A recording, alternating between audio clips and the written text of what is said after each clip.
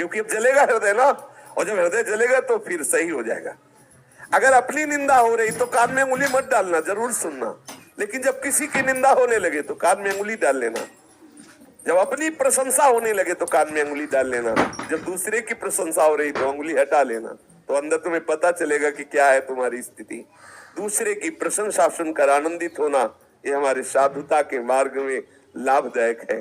अपनी प्रशंसा सुन करके हृदय में सकुचाहट आ जाना, मैं अधम में कैसा, यह है परमार्थ का स्वरूप।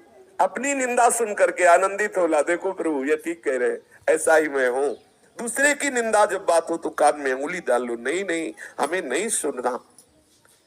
बोलना तो है ही नहीं किसी के विषय में, पर चर्चा ही हमें दोष से युक्त कर देती है।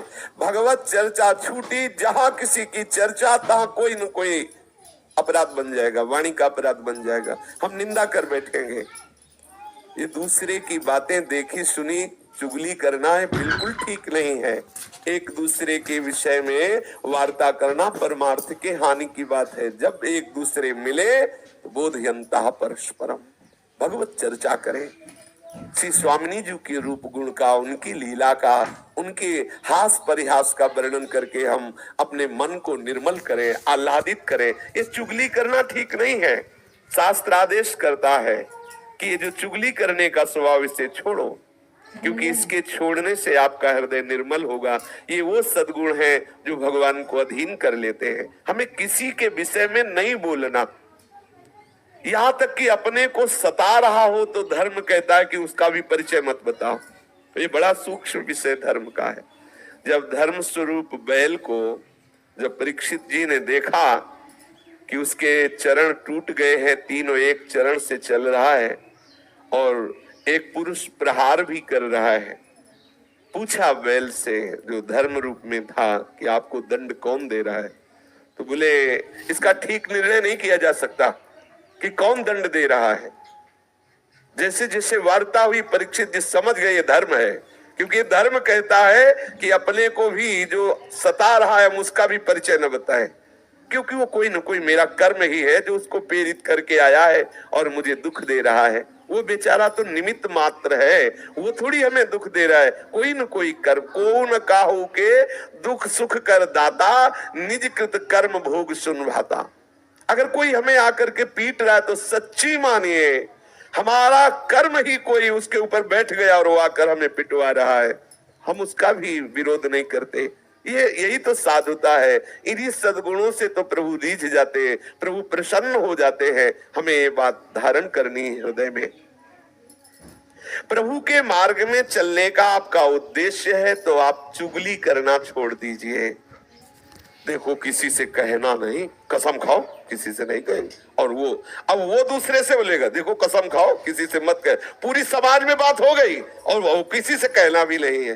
ये बहुत प्रपंच का विस्तार अंदर होता रहता है, हम समझ नहीं पाते हैं। अच्छा, बात जैसे हमने सुनी या देखी ना, तो गरिष्ठ भोजन पालो तो उसके पचने के लिए, जैसे पाचन शक्ति बढ़ाने वाली ऐसे पदार्थ है कि पालो तो पच जाएगा।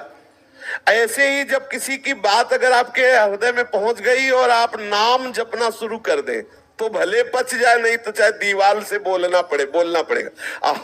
अब थोड़ी शांति मिली।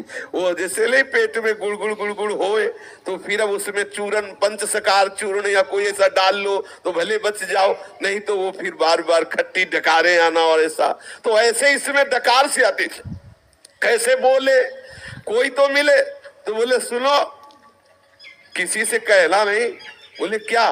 बोले पहले बताओ किसी से, बोले कसम से नहीं कहेंगे। अब वो उनसे, अब वो दूसरे से बोले कि ऐसा, ये परमार्थ के विपरीत चेष्टा है। थोड़ा हम हजम करना, पर हजम करने की औषधि नाम है। अगर नाम जप नहीं हो रहा तो हजम नहीं होगा, वो बिल्कुल धरी रहती है यही। और जब निकाल देना, किसी से बात कर देना, तो लगता है हाँ अब शांति मिली है, वो तो कहना ही पड़ेगा। इसलिए नाम जप के द्वारा पचा सकते हो, अन्यथा नहीं।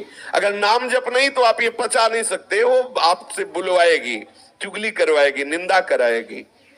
दोष दृष्टि द्वेष वृत्ति मिटा करके हमें सर्वत्र भगवत भाव करना है। इसलिए हमें किसी की चुगली नहीं करनी है। सबको सुख पहुंचाने की भावना, सबसे सुंदर दया का स्वरूप यही है। सबका मंगल हो, सब सुखी हो। कैसे होंगे? नाम कीर्तन से, नाम जप से, लीला कीर्तन से, लीला श्रवण से सबका मंगल होगा। आप किसी को 2 रोटी दे देते हैं तो उसका मंगल थोड़ी हो जाएगा। थोड़ी देर के लिए भूख मिटी, फिर 4-6 घंटे बाद फिर उसको सताने लगी।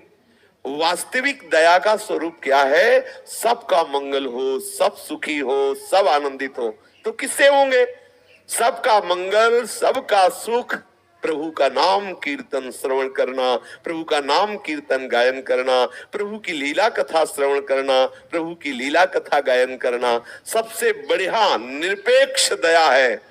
जब कहीं कोई आपको मिले तो उसको सुख प्रदान करने की भावना से आप भगवत चर्चा कीजिए, भगवान नाम कीर्तन करने की प्रेरणा दीजिए, भगवान नाम जपने की प्रेरणा। ये सबसे बड़ी दया है। नाम सुकृत धन अपनी जीवन, ये हमारा जीवन है। राधा नाम हमारा जीवन है, हमारा प्राण है, सबसे बड़ा धन है, परम धन है। अब हम किसी को राधा नाम सुना रहे, राधा नाम कीर्तन कर रहे, राधा नाम जपने की प्रेरणा करे, ये सबसे बड़ा सुख है, उसको दिया जा रहा है। क्यों? इसमें फंसोगे नहीं, फंसोगे नहीं। अपने आराध्य देव का नाम कीर्तन, अगर कहीं अन्य भावना करके अन्य दया करना शुरू किया तो फंसने के चांस है। सबसे हित की भावना, सर्वभूत हिते रताः। कैसे हित होगा? केवल किसी को थोड़ी औषधि दे दी, थोड़ा भोजन दे दिया, वस्त्र दे दिया दया करके, तो ये कोई खास दया नहीं हुई। सदा मंगल होता रहे। यदि इसके नाम रूप लीला धाम में कहीं भी रुचि हम पैदा कर पाए, संघ के